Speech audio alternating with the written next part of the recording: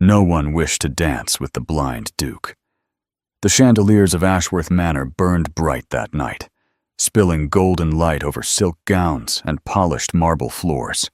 Music rose high and proud, and laughter floated through the ballroom like sweet perfume. It was a night built for romance and display, for proud mothers and hopeful daughters. Yet at the far edge of the room, near the tall wall draped in velvet, stood a man alone. Duke Oliver Bramwell stood straight and still, one gloved hand resting lightly on his walking stick.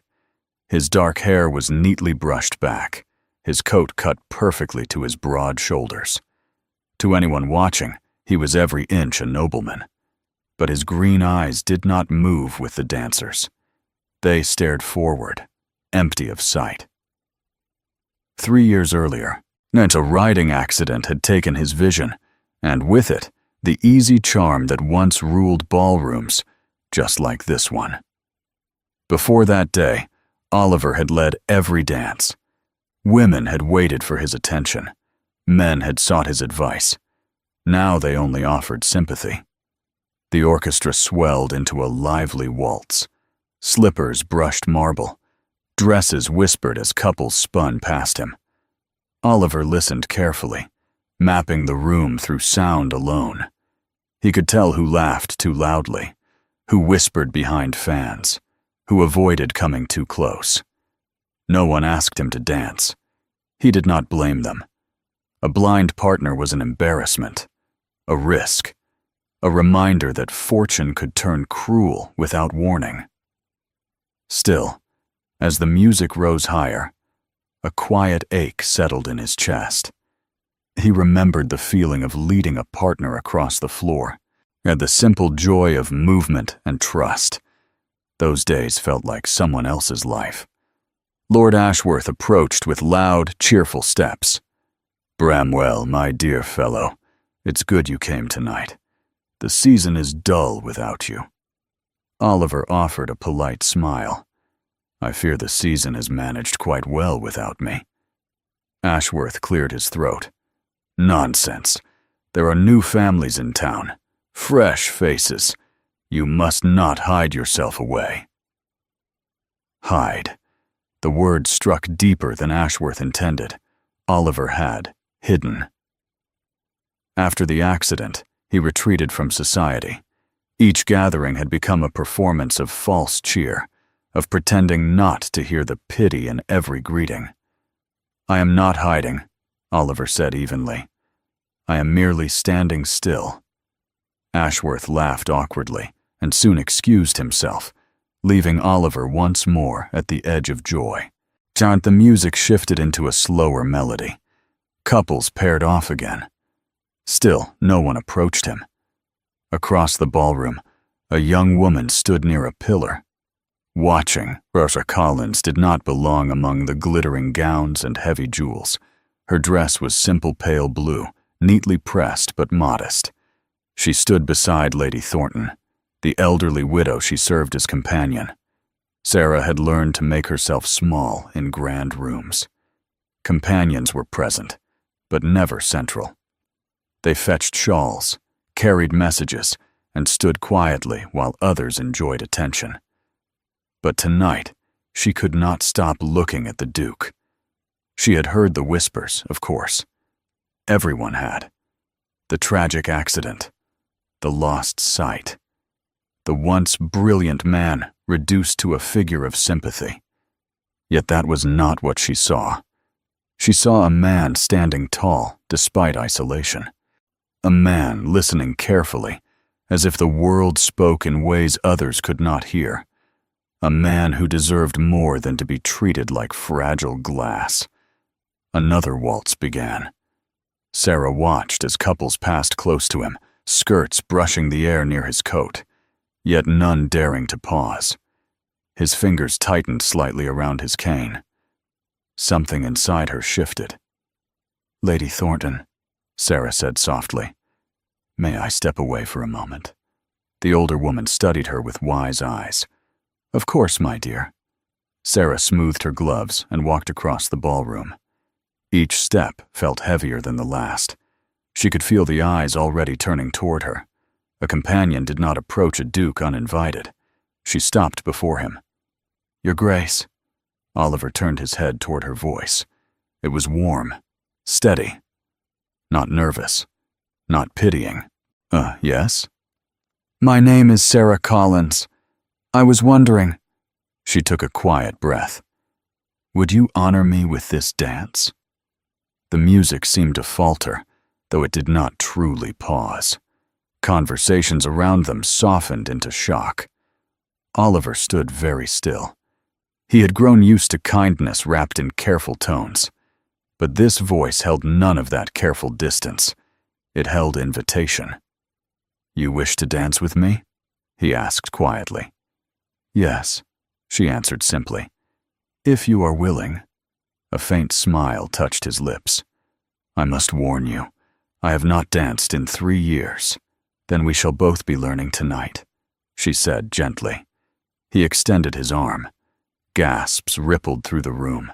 Sarah placed her hand lightly on his sleeve, steady and sure. Together they stepped onto the dance floor. At first, Oliver's movements were cautious. He listened for the rhythm, for the subtle shift in Sarah's breathing. She guided him with the softest pressure of her hand, never pulling, never pushing, just enough. "You're doing wonderfully," she whispered. "I am following your lead." "You are leading," she replied softly. "I am only reminding you of the steps." Something in her words loosened a knot inside him. The memory returned slowly. The turn, the glide, the gentle sweep of the waltz. His body remembered what fear had hidden. They moved as one. Around them, the room had gone nearly silent. People watched, astonished, uncertain whether they witnessed bravery or madness.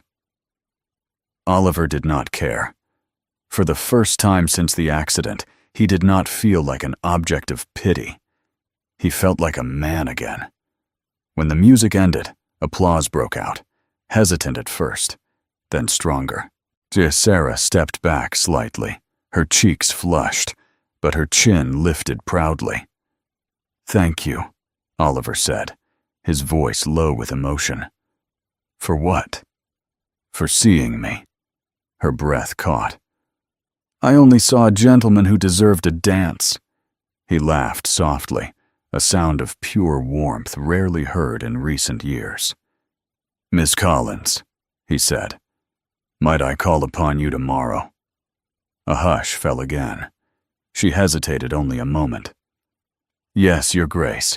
Lady Thornton receives visitors in the afternoon." "Then I shall come." As Sarah returned to her place beside Lady Thornton, whispers followed her like wind through leaves. Shock, disapproval, curiosity. But beneath it all, something else stirred.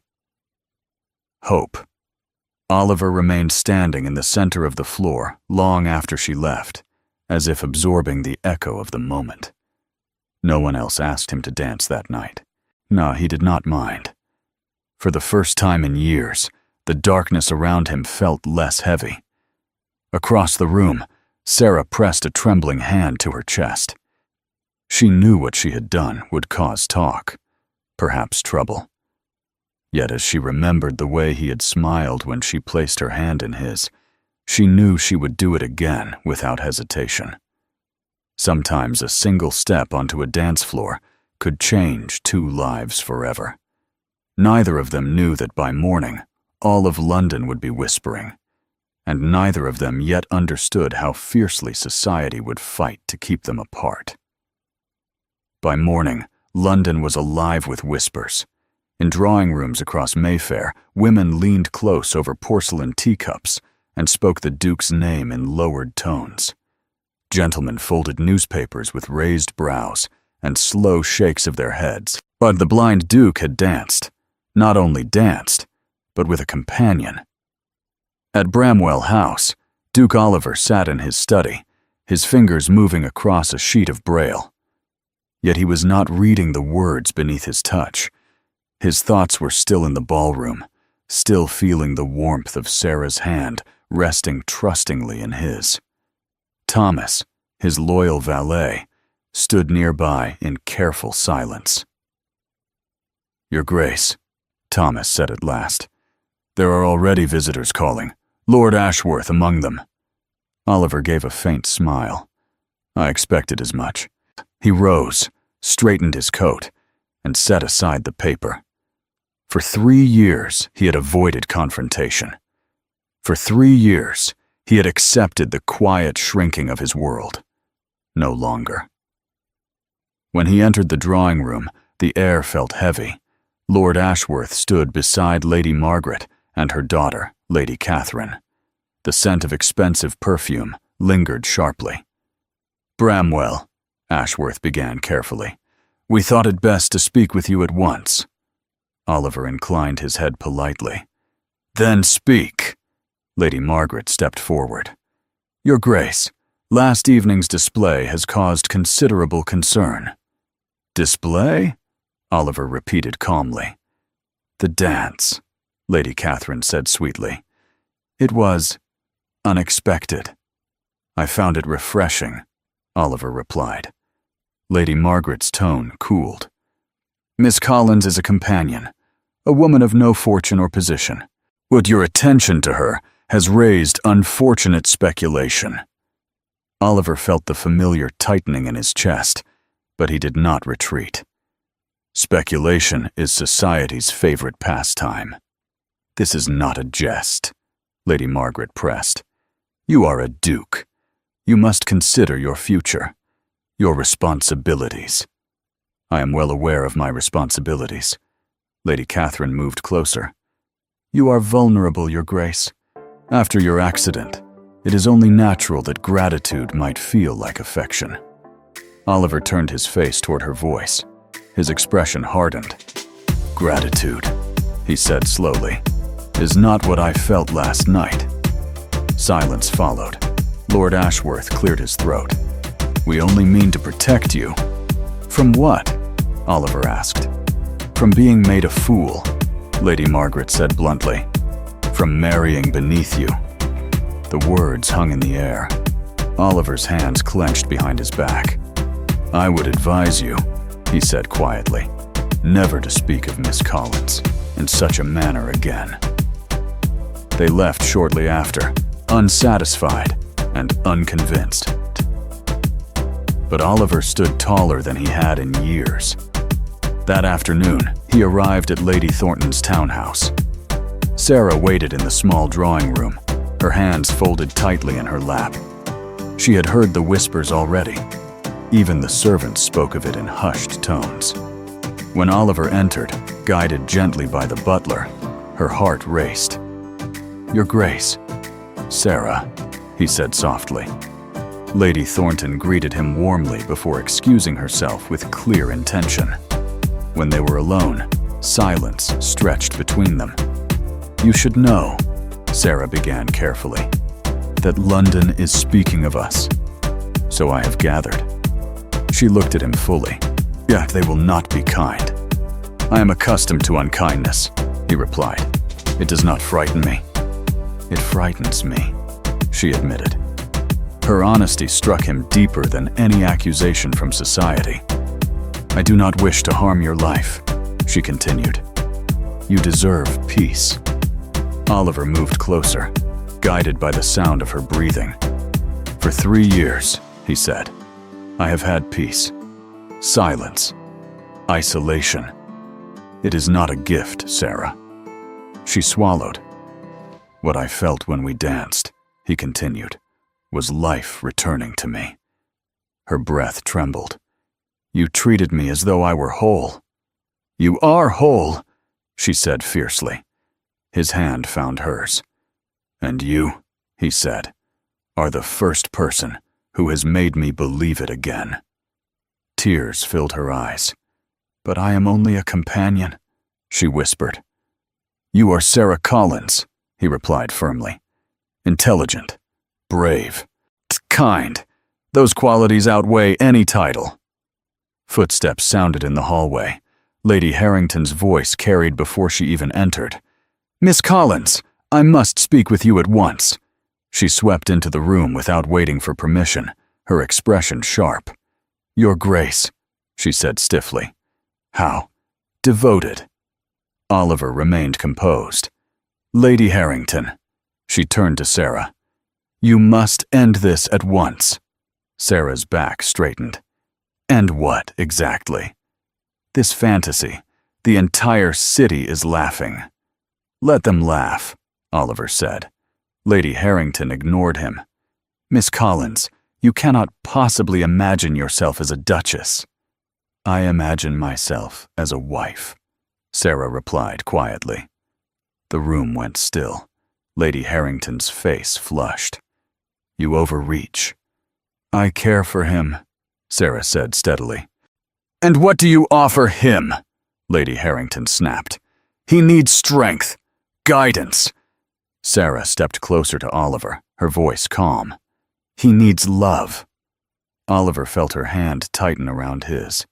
Lady Harrington scoffed. Love does not sustain estates. No, Oliver said, but neither does cold ambition. The older woman stared at them both. This will not end well, she warned before storming out. Silence settled once more. Sarah's courage faltered slightly. Perhaps she is right. Do you believe that? Oliver asked. She hesitated. I believe the world is cruel. Then we shall be stronger. He turned toward her fully. Sarah, I will not pretend this will be easy, but I would rather face difficulty beside you than safety alone. Her heart pounded. You speak as though I know my own heart, he finished gently. And he reached up, his fingers brushing her cheek with careful reverence. I care for you deeply. The words hung between them like fragile glass. I care for you too, she whispered. Outside, carriage wheels rolled along the street. Somewhere, London continued its gossip. But inside that small drawing room, something stronger was forming. Not scandal, not foolishness. Something steady and certain. A love that would soon be tested in ways neither of them could yet imagine. And the storm gathering over them had only just begun. The storm did not wait. Within days, the whispers turned into open judgment. Invitations stopped arriving at Bramwell House. Old friends suddenly found themselves too busy to call. Newspapers printed careful lines about noblemen making unwise attachments. Carriages slowed when Sarah walked past, just long enough for curtains to shift and eyes to stare. Yet Oliver did not retreat. If anything, he stepped forward. One morning, as pale autumn light touched the windows, he sent word through London. He would host a dinner, and he would formally announce his intentions. When the message reached society, disbelief followed. He cannot mean to embarrass himself so completely, Lady Margaret said sharply in her drawing room. Oh, he means to, Lady Harrington replied. And we shall see how long this foolishness lasts. That evening, Bramwell House stood bright and unashamed. Candles burned warmly in every window. The long dining table was set with silver and crystal, yet the atmosphere held something different from past gatherings. There was no performance, only purpose. Aunt Sarah stood at the top of the stairs in a gown of soft ivory. It was not overly grand, but it suited her. Her dark hair was swept neatly back. Her hands trembled only slightly. Lady Thornton adjusted the lace at her sleeve. You may lose their approval, she said gently, but you will never lose your dignity. Sarah nodded. Below, Oliver stood waiting near the fireplace. He looked composed, yet his heart beat heavily in his chest. Tonight would decide everything. The guests arrived in waves of polite curiosity. Some came to witness a scandal. Others came hoping to prevent one. Lady Margaret entered with stiff grace. Lord Ashworth followed, his face lined with concern. Lady Catherine moved like a pale shadow beside her mother.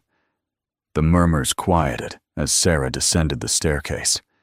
Every eye turned, while Oliver heard the shift in the room. He felt it in the air. "She is here?" he asked softly. "Yes," Thomas whispered. "She looks radiant." Sarah crossed the room and stopped beside him. Without hesitation, she slipped her hand into his. The gesture alone sent a ripple through the crowd. Oliver lifted his chin. "My friends," he began, his voice steady and clear. "Thank you for coming." Silence deepened. For 3 years, I believed my life had narrowed beyond repair. I believed my blindness had taken not only my sight, but my place in this world. He paused. Then one evening, when no one wished to dance with me, a woman stepped forward. A few guests shifted uncomfortably. She did not see a burden. She did not see tragedy. She saw a man. Sarah's grip tightened gently, and in doing so, she gave me back my courage. The room held its breath. "I intend to marry Miss Sarah Collins." The words fell clean and final. Gasps broke free. Lady Margaret rose halfway from her seat. "You cannot be serious." "I have never been more serious in my life." "This is madness," Lord Ashworth muttered. Oliver remained calm. "It is clarity." Lady Catherine's voice trembled. "You will regret this." "No," he said quietly. "I regret only the years I wasted living in fear." He turned slightly toward Sarah. "Miss Collins has more strength than many born into title. She has more kindness than many raised in privilege, and she has my heart." The truth of his voice carried beyond doubt. Sarah stepped forward then, her own courage rising. "I know I am not what society expects," she said. "I do not bring wealth or status, but I bring loyalty. I bring devotion. I bring the promise to stand beside him, not because he is a duke, but because he is Oliver." Some guests lowered their eyes. Others softened. Lady Harrington's lips pressed thin. "You will be isolated. Then we will build something new," Sarah replied. The tension hung heavy. Then, unexpectedly, an older gentleman rose from the far end of the table. Dr. Harrison, Oliver's longtime physician and friend. "I stand with the Duke," he said firmly, "and with Miss Collins. I have watched him suffer in silence. I have seen what her presence has restored in him." A murmur spread. One by one, a few others nodded. Not many, but enough. Lady Margaret gathered her shawl sharply. "Come, Catherine. We will not witness this farce." They left in a sweep of silk. Several others followed, yet some remained. The dinner continued, smaller but warmer. When the last guest departed, silence settled gently over Bramwell House. Sarah released a long breath. "It has begun," she whispered. "Yes," Oliver said. "Are you afraid?" He considered the question. "Only of losing you." She stepped closer. "You will not." He reached up, touching her face softly. "Then I am not afraid at all."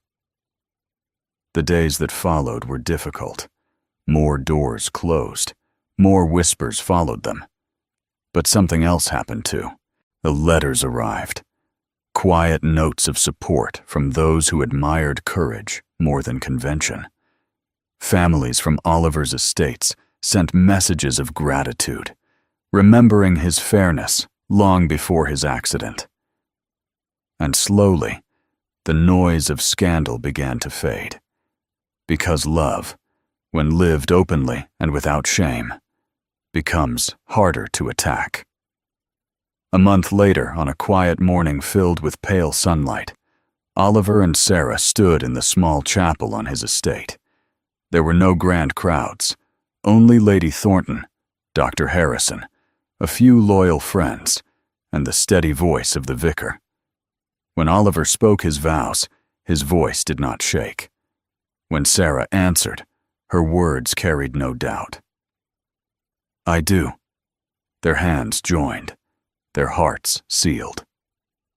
Outside the chapel doors, the wind moved gently through the trees. No one cheered, no one protested. But there was only peace. As husband and wife, they stepped into a world that had not expected them to succeed. And in time, they did more than succeed. They hosted gatherings not built on gossip, but on purpose. They opened their home to those often overlooked. They showed London that blindness did not weaken a leader, and that humility did not diminish a duchess. Years later, when people spoke of them, they no longer whispered scandal. They spoke of partnership, of kindness, of strength. And sometimes, on warm evenings, when music drifted softly through Bramwell House, the Duke and his Duchess would take the floor together. He would lead, she would follow, and anyone watching would see what society once failed to understand. That the most impossible love stories begin with something very simple: a hand extended, and the courage to accept it.